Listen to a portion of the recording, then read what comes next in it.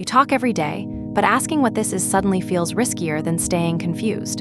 The body can register intensity before the agreement, intention, or meaning is clear. We will reconstruct exclusivity conversation anxiety from the first visible cue to the evidence that deserves trust. The aim is not to become cold, manufacture jealousy, or pretend the feeling meant nothing. It is to keep desire, dignity, consent, and judgment in the same room while the evidence catches up. Start with a strict limit. Examine the specific behavior around exclusivity conversation anxiety. Do not diagnose either person from a label. What happened more than once? What expectation had actually been discussed? What did each person do after tension appeared? One painful moment cannot rate your worth or reveal their hidden motives. Rewind to that first hour. Notice when the loop became visible. The cue may be closeness increasing faster than shared expectations, labels, or dependable plans. Name the action before naming the emotion. Notice any change distance. Catch the unfinished sentence or rush to explain. Notice the urge to cross a limit before asking. This movement happens before the full story hardens. Catch it early and you gain a choice before the familiar reaction feels inevitable. Uncertainty can leave important questions unresolved. A charged moment may feel clarifying without settling the agreement. Compare that emotional spike with the whole week around it. Attraction can be genuine while the surrounding pattern remains incompatible with the relationship you want. Make 2 short columns. In the first, write only observable facts. What was said, which plan changed, what question went unanswered, or whether an apology named a specific action. In the second, write the prediction your mind added about intention, worth, or the future. Predictions may feel reasonable. They are not evidence. Ask what new behavior would genuinely change your conclusion. If no possible outcome could change it, you are defending a story rather than testing one. You may feel tempted to treat potential as commitment and invest more in the hope than the current relationship. Notice that impulse without treating it as proof. Never turn a pause into a dating tactic. Step away briefly, finish one ordinary task, and return when you can state what you want clearly. The pause is for reflection, not control. If emotions are running high, pause before an important message, accusation, or promise. Unclench your jaw, slow your exhale, drink water, step outside, or call a trusted friend who will not turn uncertainty into gossip. Then describe the problem in one plain sentence. This pause cannot guarantee better judgment. It simply creates time to choose deliberately. A warm response and a boundaried response can be the same response.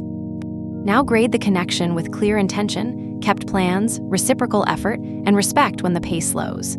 Give more weight to plans kept, limits respected, effort returned, misunderstandings repaired, and honest questions answered than to one perfectly timed moment. Follow-through shows whether sincerity can support trust. This scoreboard protects romance from being evaluated only by suspense, chemistry, and the moment that made you light up. A charged reunion can feel like resolution because the tension disappears for a moment. Repair asks for more. Can both people name what happened without rewriting it? Is there a specific change, a realistic plan, and room for either person to say no or slower? Does the new behavior survive an ordinary week? Physical closeness, affectionate language, or sexual tension never substitutes for consent, accountability, and emotional availability. Someone else's hesitation, inconsistency, or uncertainty may hurt. It does not prove you were too much, unattractive, or impossible to love. Their behavior gives information about what they can offer in this connection. It does not issue a universal rating of you. Do not ask how to become irresistible enough to control the answer. Does this pattern offer clarity and reciprocity? Does it feel emotionally safe? Protect your sleep, focus, friendships, and self-respect. Move the camera away from the hottest scene and inspect the ordinary moments. Who initiates a plan? Who remembers a stated limit? What happens on a tired evening? What follows a misunderstanding? Notice how they behave away from a date. Compatibility often looks less cinematic than attraction. It appears in scheduling, honesty, consideration, and the ability to repair small ruptures. Does intensity appear only during crisis or reunion? That contrast offers useful information. Ask a question that leaves room for both people instead of presenting a psychological theory. Try, I like where this is going. What are you genuinely available to build with me? Ask at a calm time. Do not use a speech designed to produce the desired answer. Direct communication cannot guarantee mutual interest. It can replace hours of decoding. Both people gain shared information. A no, a vague answer, or a different intention may sting while still protecting you from an imaginary agreement. Listen to the words, the specificity, and the follow-through. A clear answer names what the person wants and can realistically do. Specificity turns intention into a plan. Later behavior shows whether it survives outside the conversation. People can be nervous, busy, or uncertain, so do not demand perfection. But repeated vagueness that keeps access open while responsibility stays absent is also an answer. Grade the pattern, not tone alone. A usable boundary sounds like this. I will not give relationship-level access to a connection that repeatedly avoids relationship-level clarity. It is not a threat, punishment, or trick for making someone chase. It states what access you will offer and what action you will take if the pattern continues. Keep it realistic on a lonely night. If it depends on the other person agreeing with your interpretation, it is still a negotiation. A boundary under your control protects time, attention, emotional energy, and physical autonomy. Use a personal observation window. This is not a validated test. Schedule one calm check-in, meet outside an intimate moment, compare current feelings with prior agreements. Keep work, sleep, movement, and friendships visible. Notice your urges without diagnosing them. Record direct behavior without diagnosing anyone. Review after one suitable timeframe. 1 week may fit some people.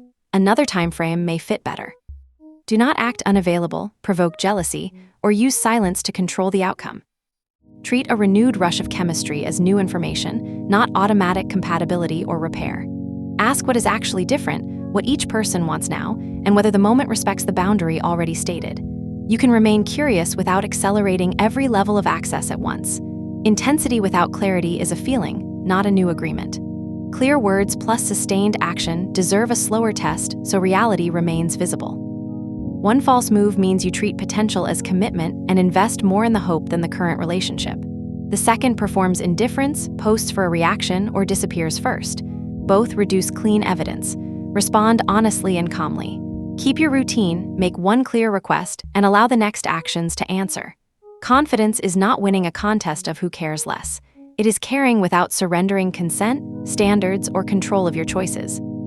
The healthier contrast is excitement that grows beside shared intention instead of replacing it. It can still include longing, flirtation, nervous laughter, an intense kiss, and vulnerable conversation. The difference is that respect and consistency return after the spark. You spend less time decoding interest and more time learning whether values, pace, communication, and ordinary lives fit. Healthy is not emotionless or perfectly secure. Both adults can ask, pause, repair, and change their minds without punishment or coercion. If this situation includes fear, isolation, coercive pressure, stalking, threats, or difficulty functioning, seek support beyond a video.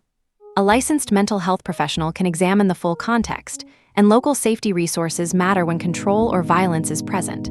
This episode offers language, a question, and an experiment. It cannot diagnose either person or decide whether a relationship is safe. Consent, physical safety, and well-being outrank the storyline. Here is the reset. Catch the first cue. Separate facts from predictions. Regulate before reacting. Ask one clean question, compare the answer with ordinary behavior, and keep your boundary. The goal is not to erase chemistry or become impossible to hurt. Stay warm and steady enough for reality to answer. Growing clarity gives you something real to explore. If confusion remains the main source of intensity, you do not need another dramatic scene to believe that answer. Ordinary days provide the strongest contrast. Consistent answers reduce invented suspense. Repeated avoidance also supplies useful information. You never need perfect certainty, you do need enough clarity. Choices remain yours throughout the process. Evidence matters more than emotional theater. Your values still guide future access.